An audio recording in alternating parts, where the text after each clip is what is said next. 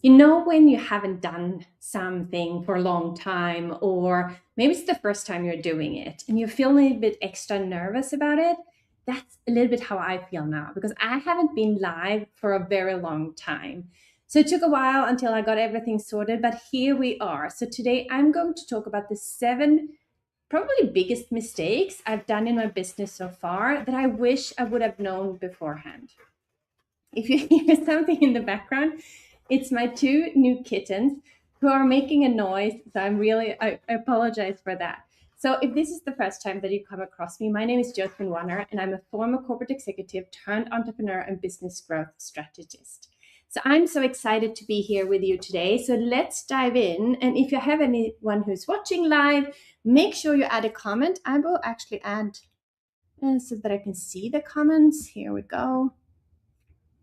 So if you're here with me live, then add your comment in the chat. If you're watching the replay of this, add your questions or your thoughts in the chat too, and then I will be able to follow up on that. But the first one, the very first one. So I had spent over almost 2 decades, almost 20 years in corporate. And then I became a coach.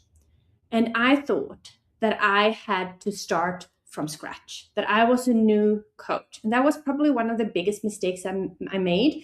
I completely downplayed my corporate experience.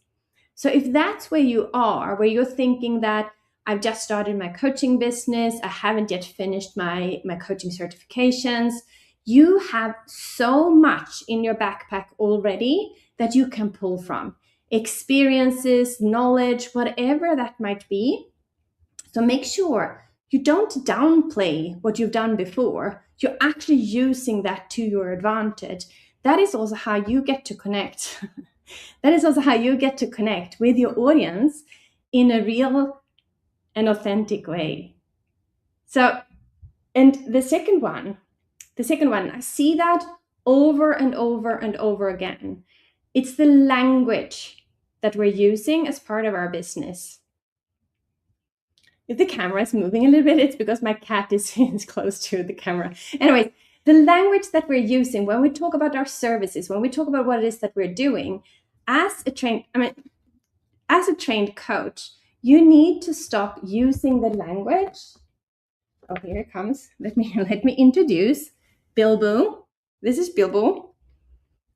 So let me just introduce him. Okay, so you can sit here. So you need to be aware of the language that you're using and to use the words that your clients or your prospects, what they say that they want, instead of what you know that they need, right? You need to use the language. And I know that now it's very kind of popular to use words like somatic or nervous system and things like that. But if your ideal clients aren't using those words, you need to stop using them too. Because what happens when you, for example, post about it on social media, people will just scroll by because they will not understand the language. And I can just use an example of myself. So I was in corporate and I felt stuck. I felt as if I had painted myself into a corner and I didn't really know how I was going to get out of there. I was afraid that someone would tell me to step up or step down. And if someone would have told me back then that, oh, you're just afraid because of your limiting beliefs are holding you back, I wouldn't have understood what it is that they wanted from me. So make sure that you use the language, the exact words that your audience is actually speaking, and use that language. That is how you attract the right people to you. Then number 3, and this one is a big one. It's pricing and packaging of your services. So we can actually break this down into 2 different pieces, right? So the first one is pricing and the second one is packaging. So what I did was I Googled what my peers were charging for their coaching services. And when it came to the packaging, what I did then was I used what we had learned in our coaching training to go with the 5 sessions, right? But no one comes to you saying, I want to buy 5 sessions of coaching. They come to you because they want to solve a specific problem. So when you're looking at your pricing and your packaging, first of all, yes, sometimes it can feel good so that you have a little bit like a benchmark. What are others charging for this particular service? But it's also based on who is your ideal client, what is your expertise, what is the problem that they want to have solved. All that kind of plays into the pricing. Also your positioning. Do you want to have a like a high-end positioning, or do you want to be like a middle positioning, right? All of that plays a role when you decide on your pricing.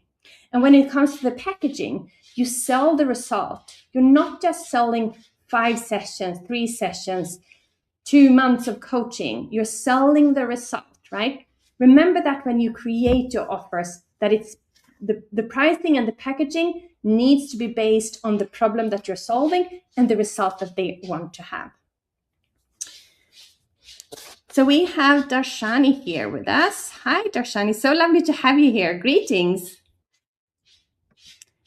And mistake number 4, or thing number 4 that you need to think of is comparing yourself to those who are ahead of you, or trying to be like those that you think are miles and miles ahead of you, because that's the thing. They have taken steps that you have not yet taken.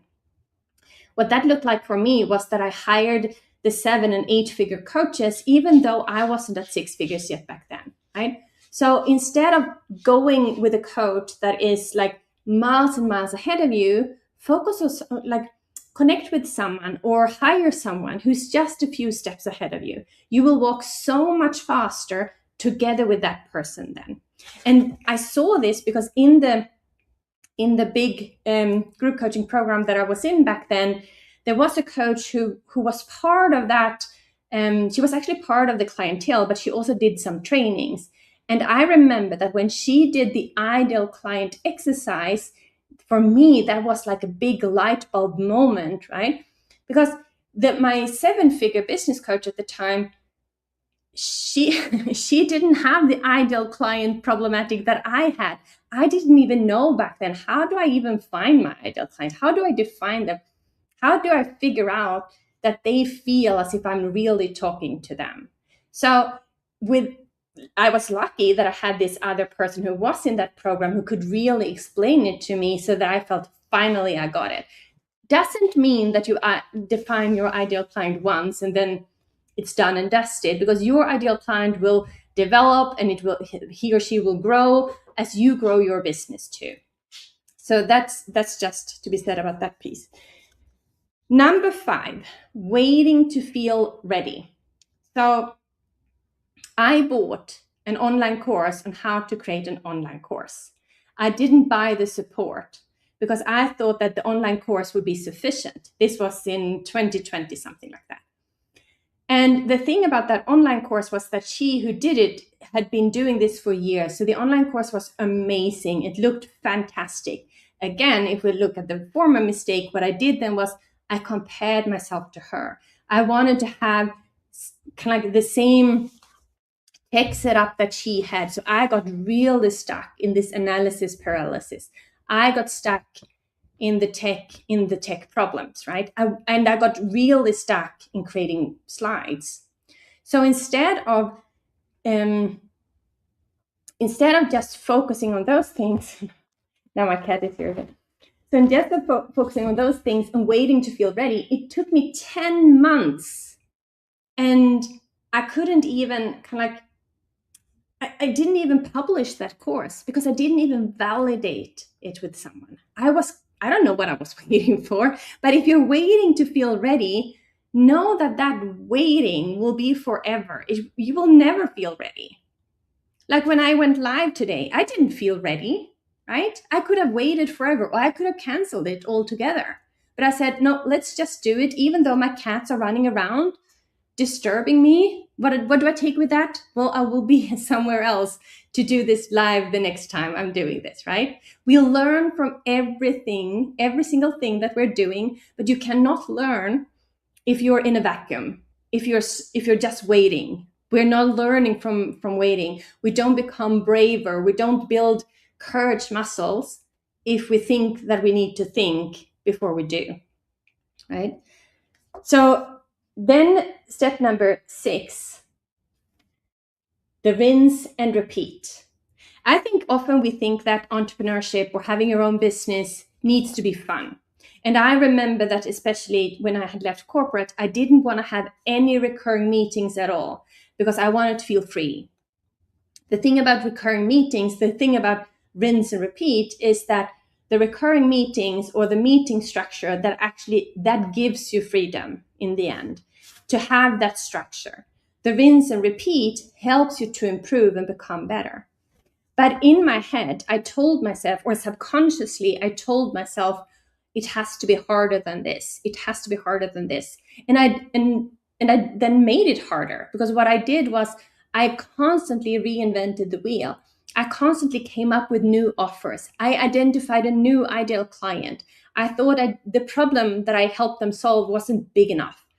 And through that whole kind of, reinventing the wheel, it was exhausting. And I was so tired. And it wasn't until December 2023 when I attended a huge business conference.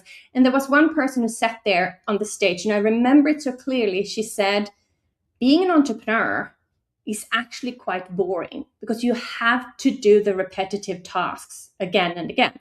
And for me, that was almost a little bit like a relief to get that permission that it doesn't have to be fun and exciting every single day. It can be boring, right? Or it should be boring because you're rinsing and repeating. Once you've run through a process, let's say you launched your new offer for the first time, you do it again. And then you run the same offer again. What will happen then is also that you will see your clients get like amazing results because you will be able to follow them for a longer period of time. So the compounding effect of what you have helped them to implement in the beginning will be so much bigger. So I have a question here from Dashwani, and how to find who is our target audience. And that is a great question. And there are, depending on a little bit on where you currently are, but if you're just like starting out, I would just start to share about different things that you find interesting, that you find inspiring, right? What happens then is that people will start to connect with you and they will start asking you questions. That is a little bit how LinkedIn came to me. If you had told me 3 years ago that I would become a LinkedIn teacher, I would have said, hell no, I'm not doing that. But people came to me asking me whether I could teach them about LinkedIn. The other piece is that you can start by helping a former version of yourself. That is what usually most people do. The thing, though, is that you need to be really kind of like open to changes, because just because you're helping a former version of you doesn't necessarily know that they have exactly the same problems and challenges that you have. So you have to be really open with that. Like, what is it exactly that they find challenging and how do they talk about this? So my first ideal client was corporate women who felt stuck, because that was how I had been myself, right? Until I realized that I don't have the patience to work with these women. I need something else. But I didn't know that when I started out. So I pivoted to my next audience, right? Which is now, and then it was online entrepreneurs, which is also very broad. And then I took another step and I took a step back and I said, okay, so out of all of these, who do I really love working with? And that is how I discovered then that either they were already coaches or service providers, or they would become coaches and service providers. So that is how I then narrowed down. So it is a little bit like a rinse and repeat process. You have to kind of narrow down based on who you really love working with, and that will make it so much easier. I hope you found that helpful, Dashwani. That's great work, Josephine. Thank you so much for it. I appreciate the feedback. Okay, so number 6 was rinse and repeat. Number 7, and this is a big one. I see that, I felt that myself, and I see that with a lot of my clients, the fear of coming across as spammy. That if I'm reaching out to someone, if I'm talking about my offers, if I'm sending them another email, will I then come across as spammy?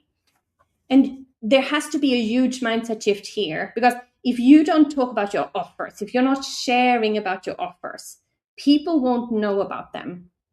They won't know that you can actually help them, right? No one can read our thoughts. We have to be open about it. We have to talk about it.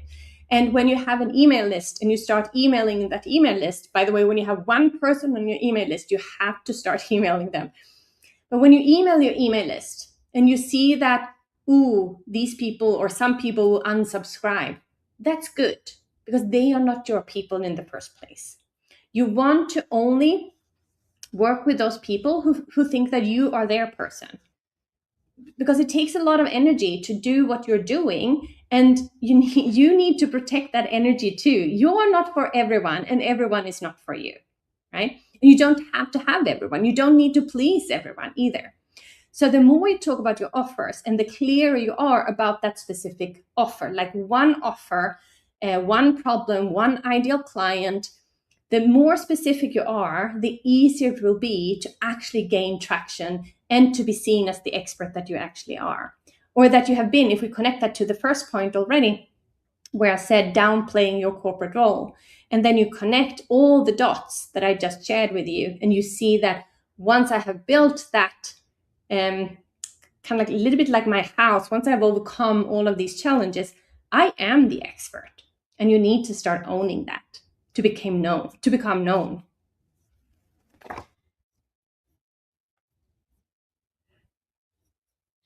So here we have, yes, your inputs on content preparation or planning your framework for clients.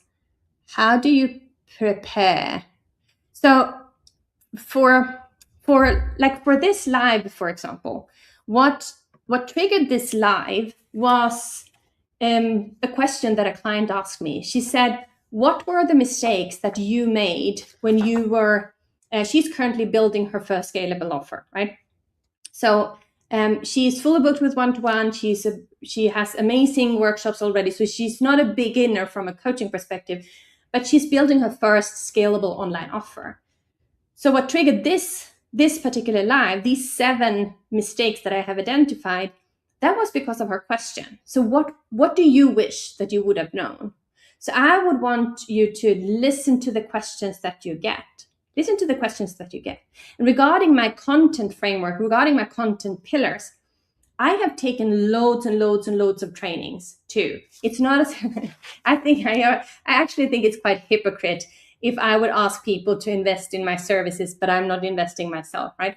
So I've invested in a lot: copywriting, sales and mindset, business, kind of business, business coaching, all different types of coaching, right? And then you take all of these different things and then you build your own content framework. And in my case, it's like the 4 pillars that I teach, because they are based on what I know works, because first of all, I've learned it myself and I have tested it myself too. So the 4 pillars, the 4 content pillars, are educational, inspirational, and motivational content. It's the authority-based content, and it's the solution-based content. So when you build your content around these 4 pillars, then that will actually elevate you as an expert. If you're only doing information sharing, like the good old how-to content, for example, that won't lead to anywhere, because now with AI and ChatGPT, everyone can access information immediately. Everyone can look like an expert online. So you have to build in all of these other different pillars too. And I think that video and going live like this too is going to be even more important now in 2026, because people want to see that you're real. They want to hear you making mistakes. They want to see your cats, if you have cats or whatever. Don't have to share about your cats if you don't want to, but they want to see that you're a real person. The authenticity, even though it's a little bit like everyone uses that word too, but it's like they want to see that you're real. And that is also how you attract your people and you repel the wrong ones, right? I think that was actually it. So thank you so much for the lovely questions, and thank you so much for being here live with me today. We actually have a live free training coming up And it's about how to go live, or not to go live, but it's more like, how do I sell on a virtual stage? How do I sell at a virtual event, right? So what you do through those events is you both build your authority and expertise, you attract leads who get to see and experience you, and you get to sell one-to-many. So what I will do, if you're interested in that, I will add the link underneath this video so that you can register for our upcoming training. It's going to be mid-February, something like that. So make sure you register for that one. And I hope you found this helpful. And if you're watching the replay of this, don't forget to add your questions or thoughts underneath. Thank you so much. Bye. Bye-bye.